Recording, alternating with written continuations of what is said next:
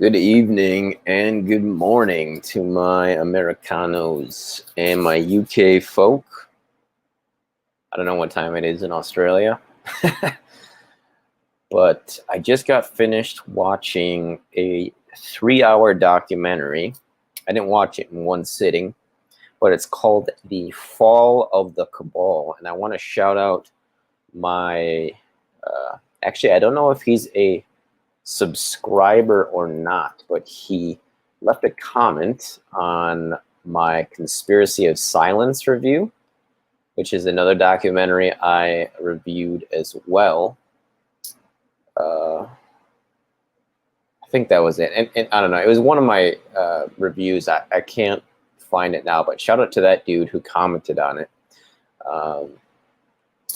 And I took his suggestion and I watched it, and I didn't watch it in one sitting, but it's made into, I think it's 10 different parts, so you actually don't have to watch the whole thing in one sitting if you don't want to. But it was made by this Dutch female journalist. Her name is Jane, I believe it's Jane Ozegaard, if I'm pronouncing that correctly. And she actually has a YouTube channel, and I put the link to that YouTube channel and as well as her personal website in the description box. Additionally, the link to the documentaries there as well. And it has been mirrored on a few different channels just in case it gets taken down. I tried to mirror it on my BNT account, but sometimes it gets funky with the server over there in BNT. They're still improving it, so I don't think it's viewable on there. But it's still on Vimeo. Hasn't been taken down yet. It's got about 27,000 views or so right now.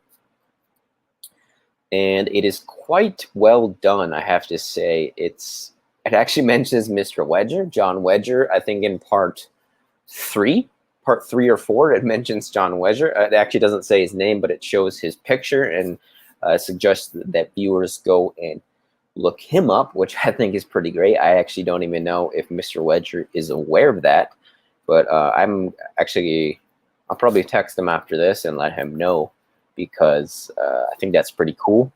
It's a still from one of his ITNJ appearances, and this documentary goes over a lot. It talks about the royal family in Britain, the Dutch royal family. It talks about Operation Paperclip and the Nazis.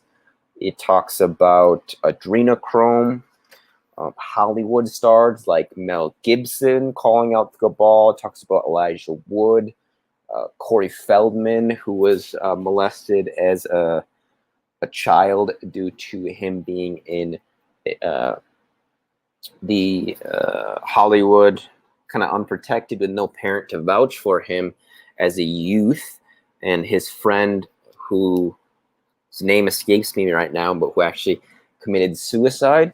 And it talks about the many suicides that have happened to people who were in the process of or did in some way talk about pedophilia at the elite level. Yeah, and again, the link I put in the description of Vimeo is still active as of the time that I put it in there. But again, it goes over a lot. It actually talks about Ruth Bader Ginsburg and claims that she obstructed prosecution of sex offenders, child sex offenders. So that's something I definitely want to investigate, because you hear people, especially feminists and women, to be honest, talking up and talking so much good about Ruth Bader Ginsburg, Darth Vader. And I haven't really heard much bad spoken about that particular Supreme Court justice, but I definitely want to investigate that accusation that she obstructed prosecution of child sex offenders. And the documentary also talks about Pizzagate and James Alefantis. and points out the fact that he was listed, and I read this too on his Wikipedia page, as one of the top 50 most powerful people in Washington, D.C. And this is a guy who runs a pizza shop. Okay? And no judgment passed on pizza shop owners. I fucking love going to pizza joints. If you've ever been to Ian's in Madison, Wisconsin, highly recommend that. If you ever make it to Madison, Wisconsin, I think there's one in Milwaukee too. Ian's Pizza. But again, it just, leads you to ask, why is a pizza parlor owner one of the most powerful men in Washington? It just doesn't really make that much sense. And it goes over the artwork that is or was shown in Comet Pizza. And it shows some of the emails between Clinton and Obama talking about this is going to be our downfall. And of course, the now somewhat notorious, but again, a lot of people don't know about this. I don't think a lot of my family knows about this. And this is something I'm certainly looking forward to discussing with them at some point. The hot dog emails and the cheese pizza emails, etc. And it also discusses the Black Pope, Gray Pope, and the current White Pope as well. That's something I was not aware of, that I guess there are 3 different popes. That is the claim made. And again, I haven't followed up on that. I just finished watching it, so I wanted to review it while it was still fresh in my mind. And it talks about John Jacob Astor, which, if anybody has seen the movie The Titanic, he's mentioned by Rose in the movie. She names him as the richest man on the ship, which he was at the time, along with Benjamin Guggenheim and Isidor Straus. And there's this theory that the Titanic sinking was planned to take out these 3 men who were anti-Federal Reserve, anti-private bank, centralized banking, and were therefore essentially assassinated on this ship. I remember seeing a meme about it on Twitter a couple weeks ago. I think I saved it, and I never really looked into it after the fact. But as soon as she said that name, John Jacob Astor, I recognized it immediately because I've seen the Titanic several times. It's one of my mother's favorite movies. And I remember that line. Again, I didn't know about Benjamin Guggenheim or Isidor Straus and their influence that they had back then. But again, they were one of the other 2 richest and most powerful men in the world at the time. That is until, of course, the sinking of the Titanic. And as I mentioned before, John Wedger is mentioned in, I think it's part 3 or 4, which is really cool to see Mr. Wedger getting recognition finally, which is pretty awesome. And it talks about, again, the royal families, and they all seem to come from Germany. These royals are all connected to Germany in some way, and the Nazis. And it does mention the focus of Kevin Annette's work and the genocide of the Native children in Canada. It is pretty brief. It's just a minute or 2 that they talk about it, but it is mentioned as well. And it also mentions the Silent Children doc, which was supposed to have been made until Chester, I think it was a friend of Chester Bennington, who's a friend of the guy who was making this, was killed or died, that is. And it talks about Avicii, along with Chester Bennington's suicides as well, which I found very interesting, and many other suicides as well. And also how these people died as well, as far as being hung by a door handle. Apparently this is a sign that they spoke out against the cabal and are paying for it. It talks about Kate Spade's suicide, and her husband just a few days after her suicide wearing a rat mask in public, which is quite strange. And the director was speculating that this was a message that this is what happens to people who rock the boat. And again, it does mention adrenochrome, and it lists many celebrities that use it. It shows Zuckerberg mentioning adrenochrome on Facebook, as well as his visit to Little St. James, or Epstein Island, also called Pedo Island, right? And it lists victims such as Annika Lucas, Tooz Niegenhaus, Richard Kerr, Ronald Bernard, Gabriel and Alyssa Dearman, Sarah Ruth Ashcroft, Fiona Barnett, and several others who I am going to investigate. Documents such as the NSSM 200 and, of course, Agenda 20 and Agenda 2030 as well. And, of course, Mark Trudeau, the Belgian guy, right? Mark Dutroux, Father Paulson, Elsengate, and other perps who I've never heard of. It also talks about the Nexium cult, which was created by the Bronfmans, Claire Bronfman and Allison Mack, the Smallville actor who helped to bring the women and men into, particularly women, to be branded by Keith Rainier, who also, the Bronfmans are connected to Jeff, Mr. Epstein, as well. This guy was just such a linchpin in this world. It's quite fascinating. And again, it talks about many of the Nazis who came over during Operation Paperclip, such as Werner von Braun, who was, I believe, the head of NASA after the war.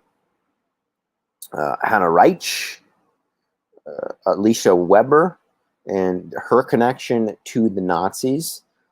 And there is also the assertion that James Alefantis is, in fact, an illegitimate son of one of the Rothschilds. And that is why he went from graduating college to 6 years later becoming one of the most powerful people in Washington, simply by owning a pizza parlor, which, I mean, I don't think anybody can tell me that's not fishy. It mentions the Labour Party politician in the United Kingdom named Patricia Hewitt. And this woman claims that sex with children does them no harm, or there is no proof that sex with children does them any harm. And it's a lot to go over. Frank Zustra is mentioned. Anderson Cooper as a possible CIA shill, which I did not know. Apparently, he was an intern at the CIA before he skyrocketed to the face of CNN, Clinton News Network, as I've heard it called. But it's just a lot to go over, and it's definitely a lot of names I'm going to investigate. So I would highly recommend people check this documentary out. If people want to check out this woman's YouTube channel, I put that in the description box, as well as her website and the link to the documentary on Vimeo.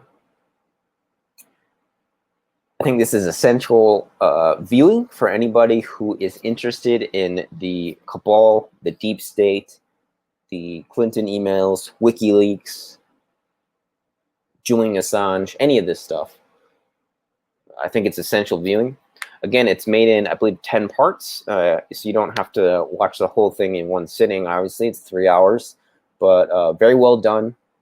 Not any wasted space, and it moves from one thing to the next, and it's actually quite entertaining as well with the pictures and occasional memes that they use. And it does get a little far-fetched in at the very end, talking about the possibility of JFK Jr. being alive, and some other things as well. So I would highly recommend people check it out if you're interested in these sorts of things.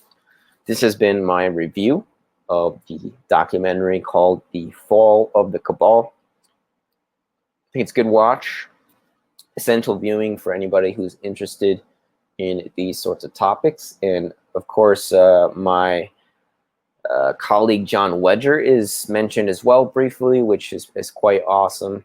So if people want to check it out just to see that, you can do that. And I have interviewed John Wedger on my channel as well, for those that don't know.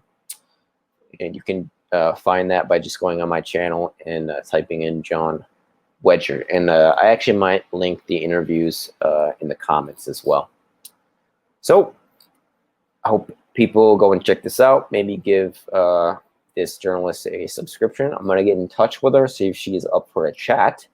Hope she would be cool with that. And if people want to go and get at her and encourage her to talk to me too, that would be appreciated as well. And I would also implore people to go and sub to my brand new tube. I am a Rhodium account over there, and they are promoting my material, for which I'm quite grateful for. Not to mention, my George Webb interviews are again getting taken down. So if people want to see those are on the BNT account. If you want to subscribe, it's free to do so. Please do that. I would really appreciate it. You know, you don't have to make a donation or anything like that, but I would really appreciate at least a subscription. If you do want to donate, I would really appreciate that. If you want to support the channel, in the description box below, there are links to my GoFundMe, my PayPal, and a couple others as well. Subscribestar, and I'm missing one, Patreon. So if people want to do that. This has been Addy, Addy Ads, the Lonely Ronin from the Midwest, the best in the Midwest. Thanks for tuning in, guys. Cheers, and until next time.